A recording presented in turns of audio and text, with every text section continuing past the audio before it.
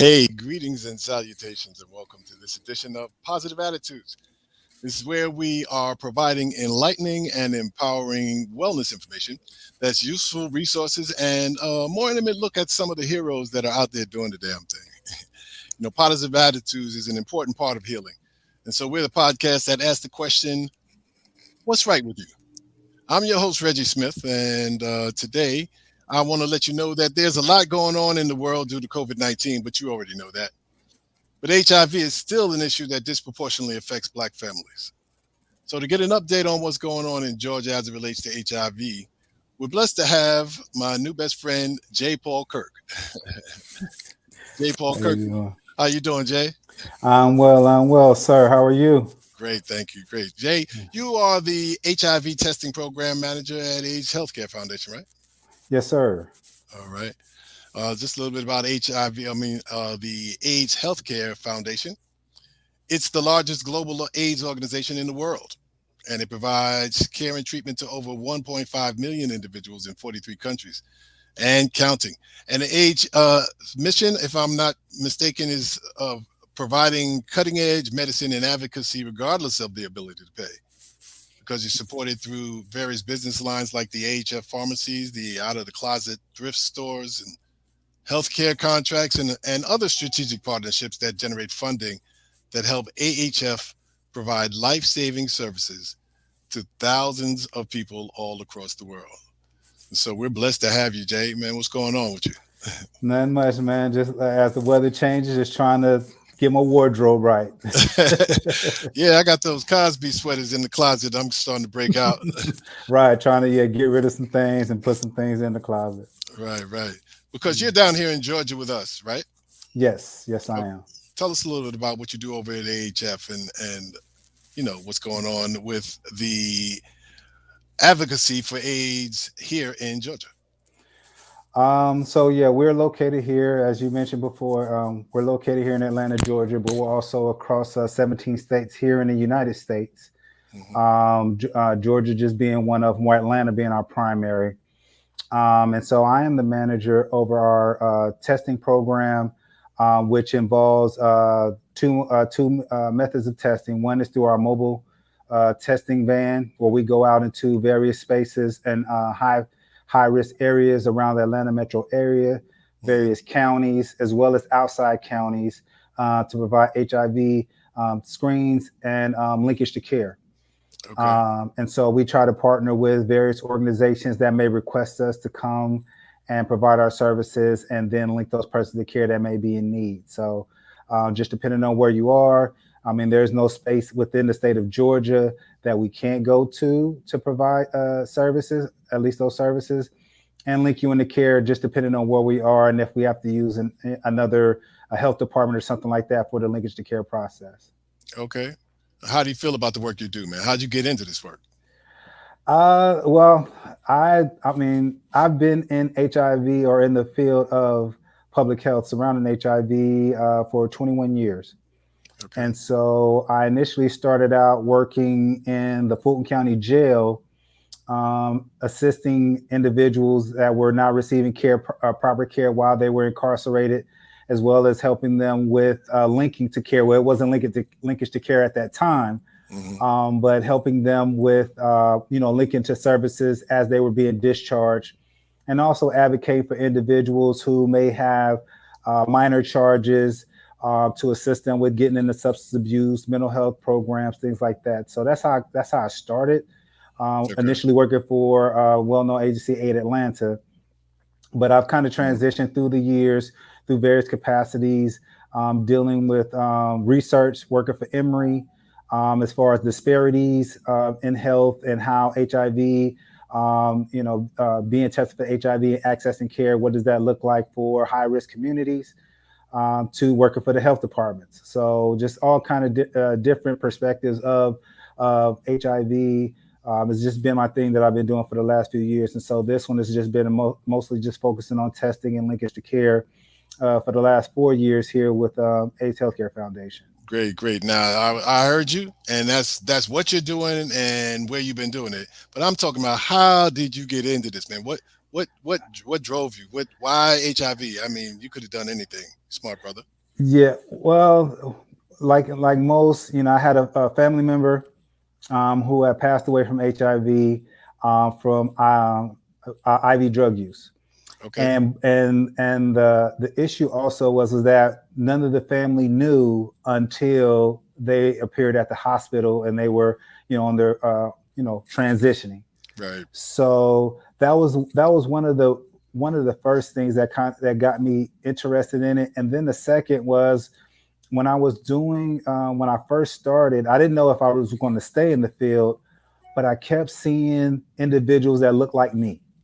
Right. And so that just kind of sparked it even further, just it motivated me even further to see what is it that I can do to make an impact on stopping this process, because it just became where I want to help individuals as much as I can. There were so many different determinants to health. And so, my charge was, let me see what I could do to further this a little bit, further my actions to make an impact, and just kept moving from there. And like I said, in various capacities, just trying to do that and understand the whole gamut of HIV in the African American community. It's been church-based initiatives, a lot of things that I've just been a part of, just to keep me motivated and kind of make being a voice. Now that makes a Uh, lot of sense, man. as an individual. I feel your passion. In full disclosure, for those who don't know, I've been HIV positive since I've been diagnosed since 1988, and so Mhm. I've seen a lot of what you're talking about as far as families. The stigma keeps people quiet, and people actually transition without family members knowing, and it's a big thing. There's a lot going on. So for Yeah. it to have driven you to this work, man, we thank you. We thank you very much. Um, So what are some of the things that we can do, man? I mean, like it's important that we freedom comes from sharing, from being able to feel free to share what exactly your situation is. That's how I got a lot of my information. I wasn't afraid to go into, because the LGBTQ community has really been active, and they that is where I had to go to get a lot of information. Do you see what's going on with the black families? I know in the straight community that a lot of people are not getting information as a result of stigma. What can we do yeah. about that? Uh, I think for families, one of the things that needs to happen, we're trying. I mean, we may have to do a go around, but a lot of things with family is talking directly to the kids, because the adults, we still, some of us still have that mind frame of it still being a gay disease, and really not understanding the risk, and still not having those conversations surrounding those around sex, drug use, Mhm. needle use, and not necessarily in the capacity of shooting drugs as much as it is. It could be tattoo parties, things like that, where Right. people are viewing it as a risk behavior, but at the same time they're sharing a needle. And so it's not seen in that light, but there's so many different dynamics that we Right. only focus on for as black families, where we're still catching up to that. Okay, well, it's not still catching, it's not a gay disease, because yes, you're finding cousins that no, they just have multiple partners, and just as much male and female, some disclose, some do not. Hmm. So for that male that wants to be wants to be that guy and have multiple multiple women in his stead, whatever that is for him, Right. it's still not understanding that you're putting yourself at risk with that. And I think as black families, we're slowly getting out of that. I mean, and be it here in the South, churches are starting to come around. Where are you Um, from? Where are you from? I mean, I'm originally from California, Okay. so but I've been in Georgia since '98, so Wow. about 97, 98. So Mhm. yeah, so I've grown family and everything here, and we've had conversations about sex and protecting yourself, as well as other risks that are not necessarily spoken about. So Right. I think being open about that, which takes some time, because again, it's still the Bible Belt. I don't care what anyone else says.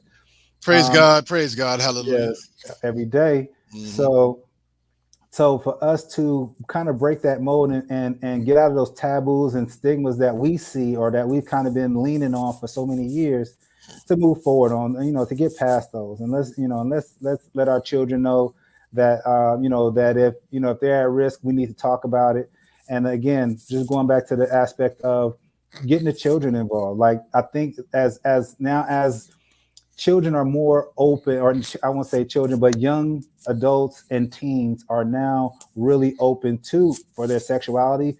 Mhm. Be it mostly misguided in certain situations how they present it, but Right. then at the same time they're more accepting of LGBTQ individuals compared to myself or potentially yourself, where that was more taboo and people kept that as in the closet.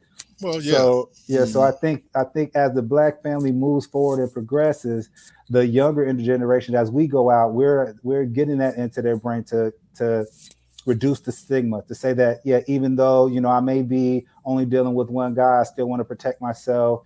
Getting the HIV test does not necessarily doesn't necessarily warrant that I'm promiscuous. Right. It's just something that that I take a part of my everyday health screenings and for my health overall, to assure that I'm protecting myself and my potential partners moving Man, forward. you are dropping science. Didn't have to ask you Jack. You know, just dropping the science. I appreciate that. You know, Not a and problem. it's a great imagery for people to be able to see two ostensibly straight black men. And like I said, I contracted it more than likely either through sexual contact or through IV drug use because I was active drug user, you know, until 1985. And these are just the consequences of life. But if we can get around the judgment, you know, stigma has its root in judgment, either of other people judging us or us judging ourselves, Yeah. and be able to share the information. And like you said, yeah, the younger generation is more free. We were more free than our elders. So that's going to Yeah. continue to evolve, but they need the information. And information Mhm. is important. And if we can look at things in a different light, because sexual energy is just that, it's energy. Mhm. But biology is biology, and the retrovirus of HIV is just looking for a host. And so we don't Yeah. want to be that host, and even if we are, we want to deal with the emotional the emotional baggage that comes with it, you know, and all of the different challenges. So I've been married for 36 years, and still there are issues. My wife is still negative, so you know there's issues, and we're going to get a chance to deal with those issues here on Positive Attitudes. So I'm extremely glad that you were able to join us today. And one of the things that we like to do here on Positive Attitudes is ask each and every guest this one question. You ready? I'm ready for it. All right. What's right with you, man? What's right with you? Uh, what's right with me Hmm. is a thought process of optimism. Always being optimistic that things will turn out. Always glass half full. Always looking. I operate in a mind state of abundance. I want individuals to be abundant spiritually, physically, mentally, to have that in their brains that things, I keep working, keep plugging. It will get better. Don't give up. And that's just the messaging that I always want to put out, to individuals as far as just having, if anything, the right mindset. Things are going to be thrown at you, and and how we react to it determines a lot of where we're going to end up. And so a lot of individuals, what's right with me is that if you come to me, I'm gonna help you as best as I possibly can. I only go as far as you're willing to go, and then I'll take you to the door, but you got to knock and walk in.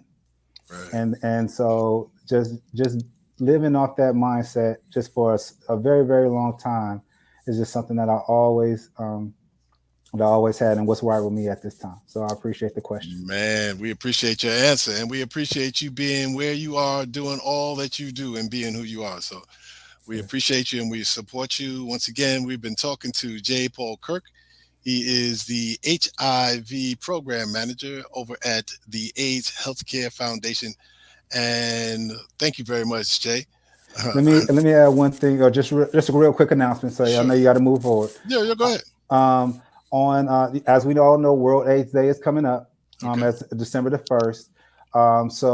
We'll be out in the community, obviously providing HIV screenings. We're partnering with the Elton John AIDS Foundation and Walmart Health to provide those services around various locations around the Atlanta metro area. I know we will be in East Point on Cleveland Avenue, as well as on Howell Mill.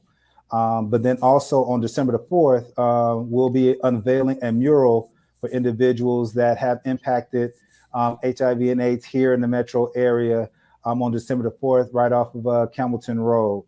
So if anyone's interested, you can pretty much reach out to Aid Atlanta to get that information in regards to that event coming up, because we want people to come out and recognize if there are individuals that we don't hear about that have made an impact, and we want to make sure that they're recognized in the community. As you said at the beginning, it's still impacting our communities. And so just as a gathering to commemorate World AIDS Day and to be able to move forward and what our next steps will be. Absolutely. And hopefully you'll be able to hook us up with those heroes. I know one of them in particular. And did you mention, are the names out there yet? I Yeah, don't want one is Days Dazon, on. That's Diazon my girl. Diallo. Days on. Yeah, that's my girl Yes, from way back over the WRG. And she's been doing absolutely wonderful work, not only here in Atlanta, but in South Africa. exactly. Incredible woman for sure. Incredible, Incredible incredible. sister. We have Nicole Roebuck Nicole. Yes, from yes, Aid Atlanta, executive director for Aid yes, Atlanta. yes, I used to work with Nicole, in my days at Aid Atlanta. So it's yes. great to see her kind of, be muralized in some capacity, Right. knowing what she's been through and continue to make an impact in Yes, the yes. community. The gentleman, Michael Banner. Yes, yes. Oh, Michael Banner is definitely being a strong advocate in the yes, community, and most absolutely. people that know Michael Banner know he don't fool around with Right. making sure the services and things are right for those who are in need that are living with HIV, and as well as I know him for some years too. Now, Absolutely. there's two other individuals. I don't know their names. I don't know their names directly, but they'll also be involved in that as well. So it will be that Saturday, December the 4th. And like I said, please, anyone that's listening or that may come out or that come out. And best thing I can tell you is that as far as location is going to Greenbrier Mall. When you get off on Campbellton Road, you will see the mural from the exit. And that's where we will be. Well, we'll So it's definitely be going out there looking for that. And that's this year. This the World AIDS Day, of course, is December 1st. The mural presentation will be on December 4th, well, yes. and there'll be so much more coming. And I'm surprised that you and I haven't linked up in the past, man. We've both been in the same circles for so long.